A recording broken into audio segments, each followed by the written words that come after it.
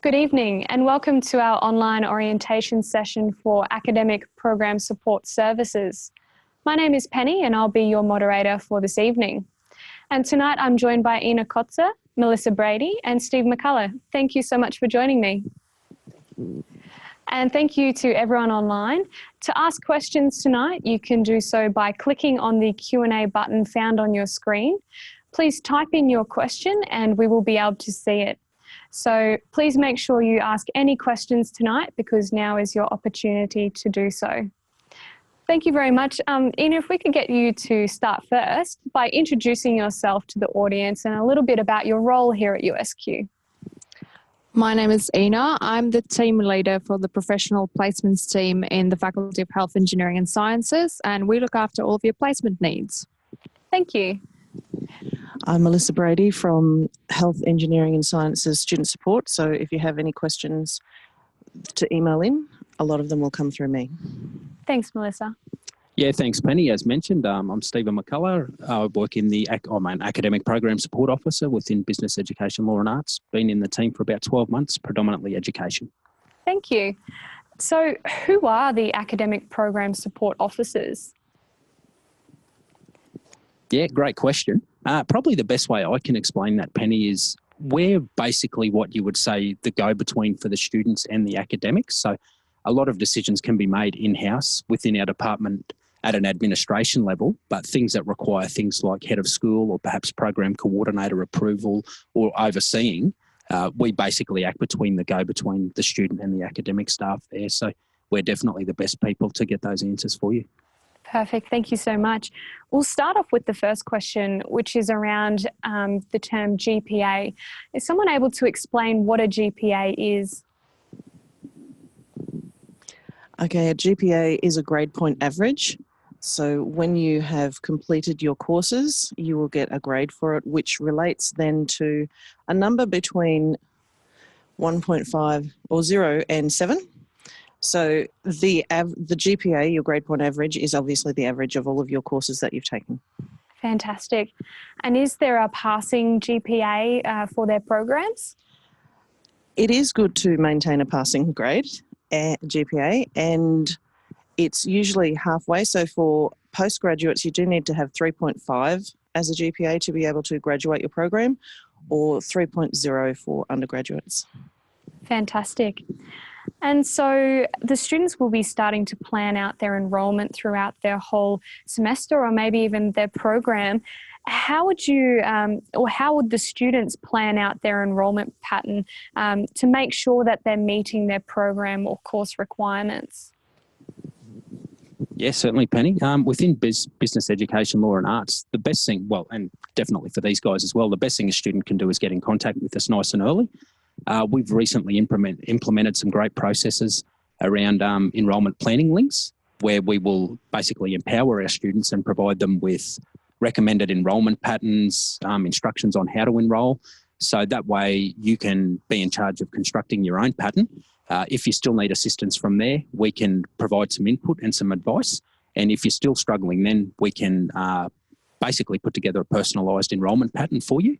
However, we have found over time that it's best if you can construct your own pattern, and that way you feel a little bit more empowered and control of what you're actually undertaking and a bit more focus on the course. Thank you. And the other thing is to look at the USQ handbook, which is on our website, and it has recommended enrolment patterns in there already for you to have a look at so that you can plan your courses per semester and per year with prerequisites in mind. So if the students are looking at their handbook later on in the semester and they've realised that they're not quite following that recommended enrolment pattern, are the academic program support officers the people to talk to? Absolutely. As the name suggests, it is recommended. There are other ways to do it. It's just the way that will get you through the fastest and the smoothest. But by all means, you can go around that according to your lifestyle needs. Fantastic, thank you. So the students will hear this term a lot, credit. Can someone please explain what is a credit? Yeah, certainly. That's university jargon at its best. There's quite a few terminologies that float around with credit. There's RPLs, exemptions, RPL standing for Recognition of Prior Learning. So this is your opportunity that if you have taken study at another institution, university, TAFE, registered training organisation, this is a chance to have some of those subjects contribute to your study with us and reduce the time and overall cost that you might spend with USQ. So would your credit be, say, one course? Is that how it's calculated? Yeah, certainly. There's a lot of terminology that floats around there, Penny, whether you consider it a course or a unit or a subject. Units are generally the correct terminology we use at USQ. A 3-year program will contain 24 units, your 4-year program 32, and generally you would be looking at having a unit for unit credit situation. Typically, for instance, a diploma would provide 8 units worth of credit, which equals 1 year of study. If you were taking study at another university, you would be looking at generally one subject for one subject. Perfect. So that actually leads into my next question, which is what level of study could be considered for a credit, which you briefly touched on. Could you just elaborate on that a little bit? Generally, you would be looking at a diploma and higher. So that could be a diploma with a registered training organisation or TAFE. Some universities may offer diploma level studies as well, and then we can go up from there for advanced diplomas, associate degrees and other bachelor degrees. On the odd occasion, you may get credit for a certificate for or a lower level in a diploma, but as a general rule, no, and we would encourage you to make contact with us. And we also have some credit calculators on the website as well, where you can look at this information at home as well. So they'd be looking for this information if they were changing from institutions. Is that how they would go about that? Yeah, most certainly. If you were to study at another university, this would be the first thing you would do. You can also apply for credit before you apply for a program or even at the same time. So that way you'll know exactly what you should be gaining before you commence your studies. Or if you have, certainly again, completed something like that diploma, quite often the terminology there is an articulation agreement or a pathway. So we would always encourage people to make contact with us regardless of the study, or if they're unsure, even if it was from a different discipline, it may very well provide electives or something like that. Thank you very much. So if a student wanted to study cross-institutionally, how would they go about that, considering that there's a recommended enrolment pattern to follow? What they would need to do is apply to the other university, get their application form and come to us, check with the program coordinator or with us that the course that they want to do will be recognised for credit once they've passed it. We need to know that and which course for which course before we say, yes, you're allowed to do that, and it will actually apply to your program. Thank you so much. So the students are going to be hearing lots of jargon that the university throws around, 2 of them being electives and core courses. The students, they've only just started studying, so they may not know what those 2 things mean. Is someone able to talk to us a little bit about those 2 terms, electives and core courses? Yeah.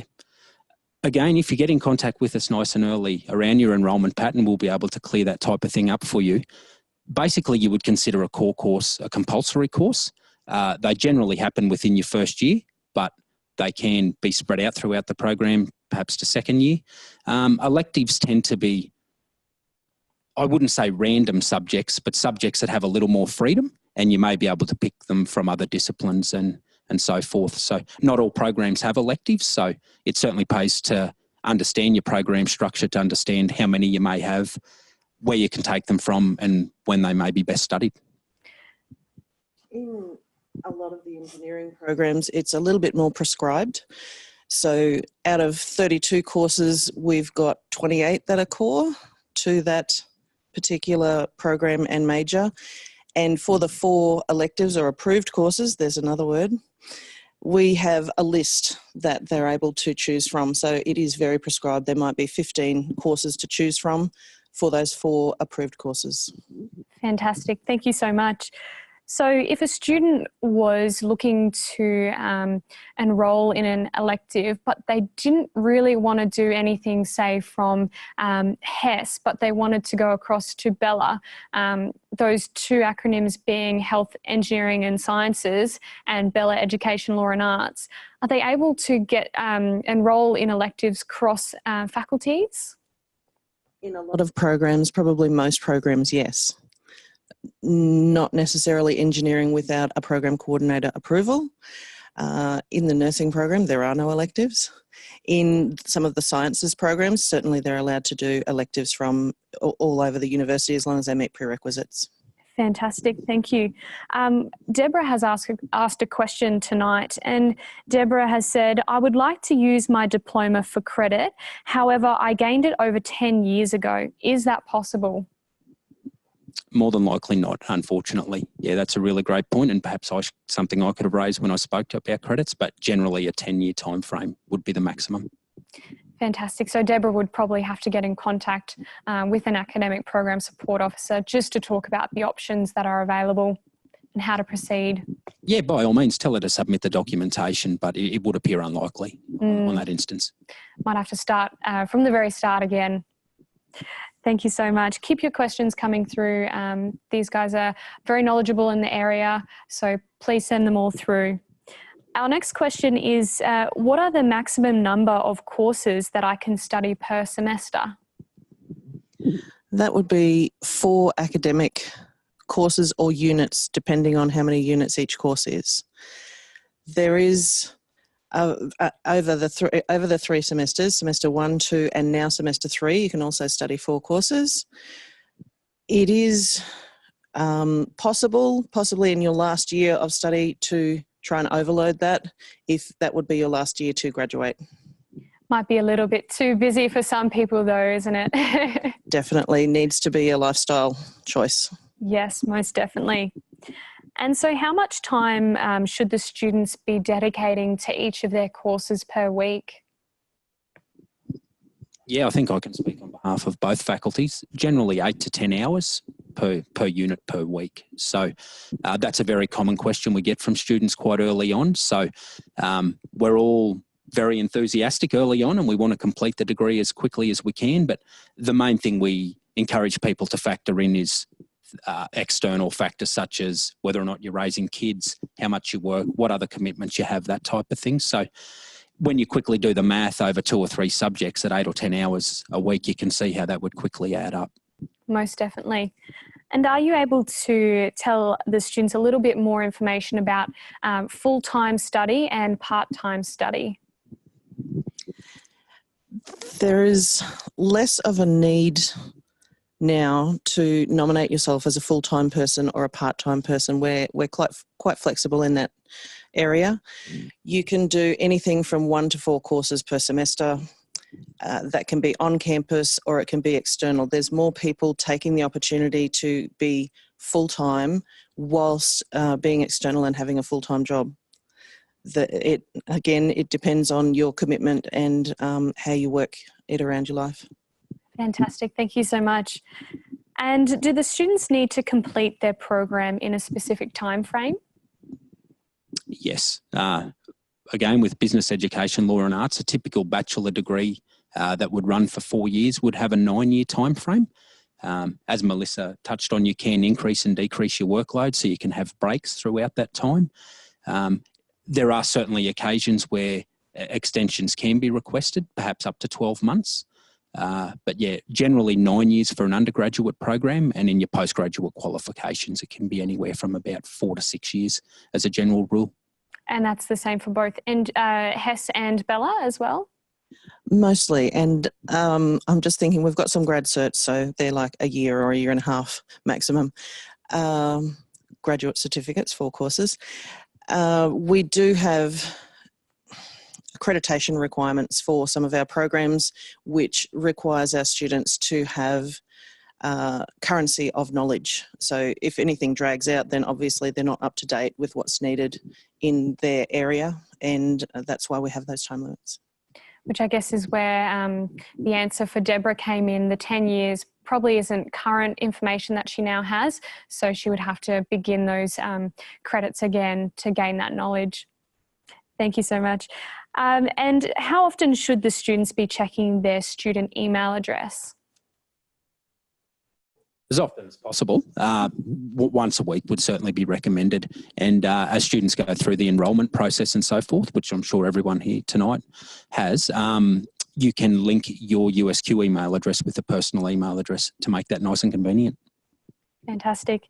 And how do the students declare their majors, and when should they do that? As soon as possible for us, especially if you're after credits, especially in engineering, my area, you'd need to know that you're going to do a civil degree so that we could assess along the lines of civil. I'm not sure how it is in Bella. There's a little bit, is there more flexibility, Steve? Yeah, there would be flexibility, but as Melissa touched on, certainly the sooner the better, the earlier. When you're enrolling in your subjects for the first time, in most cases you'll have the chance to nominate your major. But in saying that, there is flexibility and you can look at changing it. I touched earlier on commencing with your core courses. So when your first semester or your first 2 semesters, if you generally commence with your core courses, you then would have the flexibility to change your major. You may still very well have the chance to change your major, but if you leave it too far into your studies, you just may run the risk of having to basically repeat subjects or have subjects rescinded is the term we use. So there may be additional units added on. So there's definitely the ability to change your major, but certainly the sooner the better. Yes, thank you very much. We have some questions about placements, and I feel like these would be for some of the sciences, especially health and community as well. So are you able to talk about placements and what they actually are? So placements, Penny, is an opportunity for our students to go out into the workplace and gain some real world experience with a host organisation with whom the university has a relationship. We normally allocate a placement to you and you'll go out and you'll work under the supervision of a host supervisor or supervisor that's provided by the university, and you will be assessed on your performance. Thank you. And are the academic program support officers the people to contact about their placements? Certainly we are. Within both faculties, we have professional experience placements teams, and they are the people that you need to talk to. So if you go onto the USQ website, even if you Google HES or Bella placements, you will find our particular pages with all of our contact information. For our HES students, they can contact us in person as well, visit us on the Ipswich and Toowoomba campuses in W and I block, or send us an email or give us a call and we'd be happy to help. Thank you very much. We've had a question come through the chat from Brett. Brett says, the email system is a great resource. Do we receive instructions like required readings, assessment and assignment requirements, etc. via this email system, or do we have to find these elsewhere in the student centre or study desk? Bit of a long question there. I would suggest that those resources would be on their study desk for each course. So when Brett enrolls and he goes on to study desk for that course, there will be a list of resources and week by week subjects to study. Thank you very much. Thanks for your question, Brett. We'll go back to placements. Where can the students find information about their mandatory documents that they need for placements? So for all of our placement disciplines, a placement handbook is available. Normally this can be found on the students' community site for the relevant discipline, which is accessed via Student Centre. And in this placement handbook, it will have all of your information on mandatory documents and prerequisite requirements prior to going out on placement. But if you have any questions, like we said previously, please get in contact with the professional placements team for your relevant faculty and they'd be happy to assist. And does USQ help the students find a place to live when they go on placement? In some instances we do. It depends on the host organisation. So some of our organisations offer accommodation on site. However, it's important to note that this is not always the case, and where accommodation is not available, it would be the responsibility of the student to organise their own accommodation for that particular placement. But we will be in contact with you throughout the process, and you will be able to see that in the orientation information, whether it's available or not. And so if the student has a place in mind that they really want to go to, can they choose that place to perform their placement? Yes, certainly. Students have an opportunity early on in the placement process to nominate preferences. This is something that we do on InPlace, where a student can elect a number of placement organisations where they would like to go. But like with anything else, it's important to remember that your preferred placement may not always be available. And in those cases, students are expected to travel to a placement which may not necessarily be local or preferred. So what is the difference between placements and residential school? I think those two terms might be displayed to the students. Are you able to elaborate on that a little bit? So placements is something that all of our students will need to do. It's a mandatory part of your program and it's embedded within a course. Residential school is an opportunity for our external students to actually come on campus and experience face-to-face lectures, tutorials, use our on-campus facilities and meet some other students. These are not within all of our courses. If you're unsure whether you need to do a residential school, it's probably best to go and look at the course specification for the particular course that you're inquiring about. It'll be very clear in there whether there is a res school component and also whether that is linked to an assessment item. Just with engineering, we also have residential schools for our practical courses. So we've divided our academic and our practical components. And so if we have some that are available on campus, but if they're external, they will be a 1 week residential school. So they literally come here for 1 week only for that course. Thank you so much. Our session is drawing to a close, but are you all able to give some final words of advice to our students as they start studying here at USQ? I might start with you, Ina. I think the most important thing is to use the support that the university offers. At USQ, help is never far away, and there certainly doesn't matter what your inquiry is, one of the support officers in your relevant faculty would be able to help and assist the process or the inquiry or the concern that you may have. Thank you so much. The other important part is to get in early. If you're having trouble, if you've got questions, if you need any assistance whatsoever, get in early. That's not to say we can't help you if you feel like it's too late, but it will assist better if you do get in with your queries early. Yeah, I think these guys have basically summed it up, but basically remain in contact with us. Don't suffer in silence or guess or think because you're an external student that you're a bother. Get in contact with us. We can't always wave a magic wand or bend the rules, so to speak, but often things can be altered or manipulated. There can be a plan B. So get in contact with us. That's why we're here. Thank you so much for joining me tonight, everybody. And thank you everyone for joining us online. Our next session is Student Success and Wellbeing. So please join us for that session. Thank you.